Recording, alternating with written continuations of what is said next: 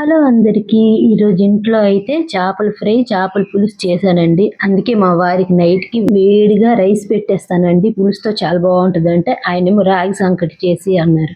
రాగి సంకటి చేపల పులుసుతో ఏం బావుంటది అంటే, నీ మొహం ఒకసారి చేసి చూడు టేస్ట్ నీకే తెలుస్తదని. సరే అన్నారు కదా అనేసి వెంటనే ఇలాగా రాగి పిండి తీసేసుకున్నాను. సంకటి ప్రిపరేషన్ అనేది స్టార్ట్ చేసేసానండి. దీన్ని కోసం ఎక్కువ కష్టపడాల్సిన అవసరం లేదండి. ఒక చిన్న గిన్నెలోన మనకి ఎంత నీళ్ళు కావాలో తీసుకొని ఒక స్పూన్ నెయ్యి, కొద్దిగా ఉప్పు, అంటే ఆ ప్లేస్లో మనం ఆయిల్ కూడా వేసుకోవచ్చు. నేను ఆయిల్ వేసుకోనని నెయ్యి వేసుకున్నాను. కానీ నెయ్యి వేసుకుంటేనే రాగి సంకటి టేస్ట్ బాగుంటుందండి. ఇలా మనం రాగి జావలాగా ముందు ఉడికించేయాలి. ఆ తర్వాత పైన పొడిపిండి కొంచెం కొంచెం వేసుకొని గట్టిగా కలుపుకోవాలండి. కొద్దిగా చెయ్యి అయితే నొప్పి పెడుతుంది. ఇలా ఉడికిపోయిన తర్వాత అది పక్కన పెట్టేసి ఒక అరగంట తర్వాత మూత తీసి చూస్తే చాలా గట్టిగా తయారైపోద్ది.